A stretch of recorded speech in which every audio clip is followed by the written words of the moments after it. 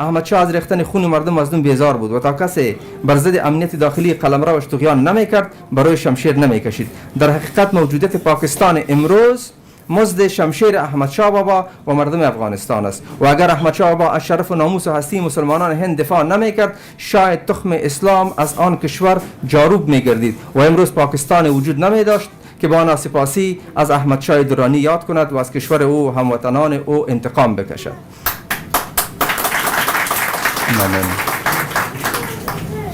از دیدگاه منافع ملی افغانها و هم از دیدگاه منافع مسلمانان هند فتح پانیپت یکی از فتوحات درخشان افتخار برانگیز برای افغانها به شمار می رود و دستاوردهای عظیم مادی و معنوی از آن فتح نصیب افغانها و مسلمانان هند گردید. فتوحات احمد شاه بابا در هند از نوع فتوحات نبود که 22 سال قبل سلف و نادر افشار در سال 1839 هندوستان برا انداخته بود. دلت توجه که دغه تفاوت ده. نادر افشار یک روز بعد از فتح دیلی وقت شنید که مردم آوازه انداختند که نادر مرده است چنان خشمگین شد که دستور داد تا 3 روز مردم دهلی قتل عام شوند. لشکریان نادر چنان کشتار برا انداختند که در کوچه های دهلی راه عبور میسر نبود و سرانجام یکی از امیران لشکر به نادر افشار عرض کرد که دیگر زندگان در دهلی باقی نمانده است، شاه دستور بدهد که مرده ها زنده شوند تا لشکر ظفرنمون باز آنها را از دم تیغ بگذراند. آنگاه نادر افشار با احساس خوشنودی امر نمود که دست از کشتار بگیرند. بدبختانه نظام های فئودالی چی در شرق و چی در غرب دارای خصلت یکسانند. فاتحان بزرگشون پتر کبیر و ناپلیون و استعمارگران انگلیس در امریکا و آفریقا و آسیا همگی در هنگام توسعه طلبی و فتوحات خود دست به جنایت هولناک زده اند تا ساحه قلمرو خود را وسعت بخشند. بنابراین عنصر زور و اعمال خشونت و کشتار در شکل بندی جغرافیای موجوده جهان نقش تعیین کننده داشته است. هیچ یک از کشورهای خرد و بزرگ جهان از روی صندوقهای رای عامه به وجود نیامده اند تا ما هم بر احمد شاه بابا خورده بگیریم که چرا قلمرو سلطه‌اش را با لشکرکشی و اعمال لزور شکل داده است. خصلت نظام‌های آن وقت برای تحکیم سلطه خویش چنین روش را بجا و روا می‌دانستند. حتی در اواخر قرن 20 رهبران تنظیم‌های اسلامی که هر کدام پروفسور و انجینر و استاد پانتون بودند طی سالهای 1992 و 1996 برای توسعه سلطه خود در شهر کابل چنان کشتار و غارت و چپاول و تجاوز و تخریب کردند که تاریخ نظیر آن را به یاد ندارد. بنابراین این کشتار مرحله برای لشکریان احمد شاه بابا در 250 سال قبل از امروز در مقایسه با کشتار شهریان کابل توسط باندهای افغان که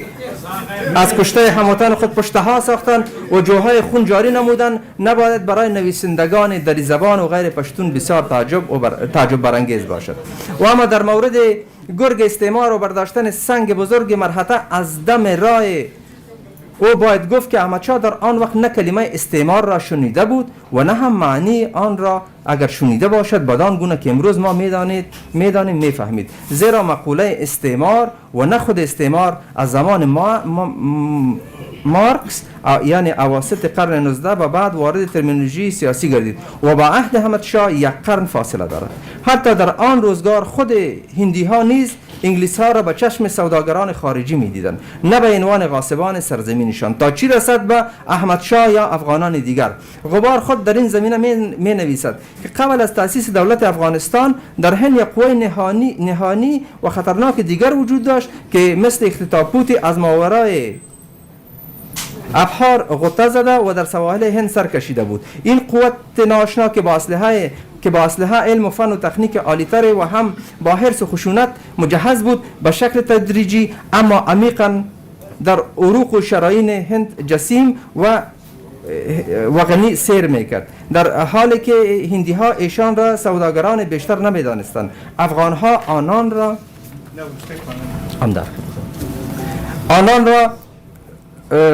تاجر و دکاندار می نامیدند و این همان استعمارگران غربی بودند که تجزیه و تقسیم و نفاق تمام قوت‌های ملی را به ثروت آن می خواستند. واقعیت این است که احمد شاه چی بر هند لشکرکشی می کرد و یا نمی کرد و چی با مرحله ها می جنگید یا نمی جنگید. انگلیس ها که از 140 سال قبل از حادثه پانیپت در هند رخ نکرده بودند، کارشان را بر طبق طرح و برنامه استعماری خود اجرا میکردند. برای انگلیس ها نه پس کردن مرحله ها سنگ بزرگ به شمار می رفت و نه سقوط دادن دولت بابری های هند. در آن زمان انگلیس ها در بمبئی و کلکته و مدارس بنگال و سایر شهرهای پرنفوذ هند از جریان اوضاع در هند آگاهی داشتند و هر هفته و هر ماه با تطمیع و تخفیف راجعهای خودخواه و خودسر هند قراردادهای دو جانبه می‌بستند و سپس آنها را مکلف به اجرای مواد آن می‌نمودند و تا سرانجام به اشغال سراسر هند موفق شدند. 23 سال پس از جنگ پانیپت، یعنی پس از آن که امریکا استقلال خود را از زیر سلطه انگلیس اعلان کرد، پای رقابت‌های استعماری از قاره امریکا به آسیا کشیده شد و اشغال نظامی هند هدف این رقابت‌ها قرار گرفت. انگلیس‌ها در زیر پوشش سوداگران خارجی یعنی کمپانی هند شرقی ابتدا رقبای تجارتی اروپایی یعنی پرتغالیا و فرانسویا و هلندیا را یکی بعد از دیگر از صحنه اقتصادی و سیاسی هند خارج ساختند و 30 سال بعد از مرگ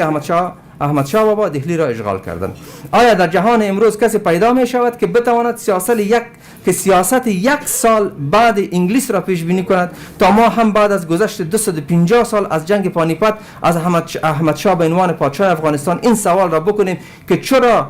نتوانست سیاست 40 سال بعد انگلیس را که در آن زمان پیش بینی کنند که جنگ با مرحله به معنی آیا در جهان امروزی کسی پیدا می شود که بتواند سیاست یک سال بعد انگلیس را پیش بینی کند تا ما هم بعد از گذشت 250 سال از جنگ پانیپت از احمد شاه به عنوان پادشاه افغانستان این سوال را بکنیم که چرا نتوانست سیاست 40 سال بعد انگلیس را در آن زمان پیش بینی کند که جنگ با مرحله به معنی برداشتن سنگ بزرگ از دم راه استعمار است و راه تعرض و تجاوز انگلیس را بر سراسر هند مساعد گردانید. غبار آنجا که میخواد اندک واقع بینانه‌تر با اقدامات احمد شاه و عصر او برخورد کند، در پای آن پاراگراف ملامت آمیز خود این جمله را می‌افزاید و می‌نویسد: شاید در اینجا بتواند گفت که احمد شاه در زمان و مکانی به سر می‌برد که پیش بینی از خطرات آینده استعمار برای او ناممکن بود. غبار اگر در آغاز آن پاراگراف این جمله را می نوشت، دیگر ضرورتی به محکم نمودن احمد شاه و ارائه دلایل اضافی نبود. اما پس از آن که حرفایش را گفته است، با بیان این جمله از اعتراض بیشتر پرهیز کرده است. آخری پاراگراف دید 2 دقیقه بونیسه. خدشه‌دار کردن حیثیت و شخصیت احمد شاه بابا در نظر شاگردان و نسای آینده به منظر خرساختن و به عرضه کردن تاریخ افغانستان است. چین احمد شاه بابا بود که برای ما هویت ملی و تاریخ احمد شاه بابا بود که برای ما هویت ملی و تاریخی و سیاسی بخشید، ورنه ملت ما در زیر چکمه های استبداد شاهان و سلاطین بیگانه هند یا ایران و مرا هر هویت ملی خود را از دست میداد. احمد شاه بابا جز سعادت و سربلندی و استقلال مردم افغانستان آرزوی نداشت و با تحمل رنج سفرهای طولانی و قبول خطرات گوناگون سعادت و سربلندی و استقلال مردم افغانستان آرزوی نداشت و به حیث و به عنوان یک رهبر و پیشوای فداکار و شجاع افغان فاتح میدانهای نبردهای سرنوشت ساز برای افغانها افتخار آفرید و هرگز به وطن خود خیانت نکرد و هموطنان خود را خوار و حقیر نشمرد. هرگز خود را بالاتر و بیشتر از هموطنان خود به حساب نگرفت. هرگز تناسایی ننمود و به عیش و نوش نپرداخت. هرگز از کدام قدرت خارجی دستور نگرفت و بر فرق ملت خود نگفت. احمد شاه با آن که تاج می گرفت و تاج می بخشید بر سر خود تاج نمی نهاد، بلکه مثل سایر هموطنان خود دستار می بست. چه دا نمونه ده و به درد دل آنها گوش فرا می داد و به داد مظلومان می رسید و مثل یک پدر مهربان با هموطنان خود برخورد می کرد و از همین جهت مردم او را بابا می گفتند. همین محقق در جای هدف الفنستون در انگلیسی محقق در اینجا در جای دیگر اعتراف میکند که براستی اگر شاه در آسیا سزاوار احترام ملت خیش باشد، جز احمد شاه کسی دیگری نیست.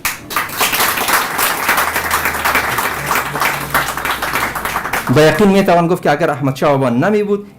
امروز کشور به نام افغانستان نمی بود که در نقشه جهان جای را اشغال کند و فرزندانش به نامش افتخار نماید. به همین دلیل هیچ نویسنده و مورخ با انصاف نخواهد بود که افغانستان را میراث گرانبهای احمد شاه بابا نشمارد و به استقلال و حاکمیت ملی آن احترام ننماید. پس باید احمد شاه بابا را احترام گذاشت و از او به خاطر خدمات مهم مهم سیاسیش سپاسگزار بود و با فرزندان وطن باید درس سپاسگزاری از مردان بزرگ و شخصیت‌های ملی را آموخت و من الله توفیق.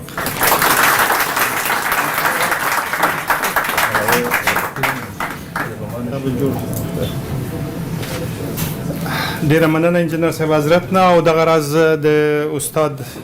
کاندید اکاډمیسین اعظم سیستاني د کور ودانوي دوی همیشه په خپل قلم د افغانستان د ملي ګټو او ملي مشاهیرو د دفاع لپاره اړم کړی دی او هغه نه کار اخلي. لکه په دې مقاله کې چې مو اورېدل اشتیا هم د هند د نیولو لپاره د انګریزانو طرحه د احمدشاه بابا له زمانې نه ډېره مخکې جوړه شوې وه. لومړی ځل چې د ختیځ هند کمپنۍ په برطانیه کې ثبت شوه د یوه نیټه ده چې تاسو ته په یاد 1600 کال د جنورۍ میاشت کې وه. 1600 دقیقاً د جنورۍ په میاشت کې چې یعنې د احمدشاه بابا له زمانې نه یوه نیمه پیړۍ د مخه دا کار شوی دی او دوی طرحه درلوده چې هلته به ځي او دا کار به کوي. په هر صورت ښه اوس به که ستاسو اجازه وي زه یوه خاطره ووایم او بیا به وروستۍ موضوع ته راشو. تیر کال له ډیلي نه یو اورګاډی د هند یوې بلې برخې ته روان و او یو ځای کې اور واخیست او ما دا خبر په تلویزیون کې کوت. په دې څنګ کې یو نوم زما تر غوږ راته، ما ویل چې دغه نوم مې چېرته اورېدلی لکه بیخي سړی چې په خوب کې ګوري، ځکه ما په دغه لیکنه باندې نه و لیدلی. موږ پانیپت په هغه ډول چې په عربي الفبا باندې لیکل کېږي په دغه الفبا مې لیدلی او دوی پوت تلفظ کاوه په هغه ډول چې په لاتینو حروفو باندې لیکل کېږي. وروسته متوجه شوم چې پانیپت کې دغه اورګاډي ټکر کړی دی او خلک پکې وژل شوي دي. نو د هغې نه وروسته داسې یوه تلوسه له ما سره وه همیشه چې سړی دغه ډګر ته ځکه چې خاطرې مې په ذهن کې رالي دغه ځای وګوري او دغه جګړو سیمې او ځایونه وګوري. له نیکه مرغه یاماجان بارز سږ کال یا 2010 کال کې دا فرصت موندلی و چې هلته لاړ شي او دغه راز ډیلي ته لاړ شي. موږ سره یوه مشوره هم درلوده چې که په هغه لاره باندې چې احمدشاهي لښکرې ډیلي ته ننوتلې او دغه لاره یې وویله که په دغه لار باندې لاړ شي دا به یو تاریخي کار وي. دوی بیرته راستانه شوي دي، البته دوی به طرحې لري د نورو کارونو لپاره هم چې له خپل سفر نه یا مقالې جوړې کړي یا نور شی جوړ کړي. د دغې غونډې لپاره هم ځینې شیان راوړي دي، تصویري هم دي او په خپله به هم پرې وغږېږي. له ده نه به هیله وکړو چې موږ ټول د پانیپت ډګر ته بوځي.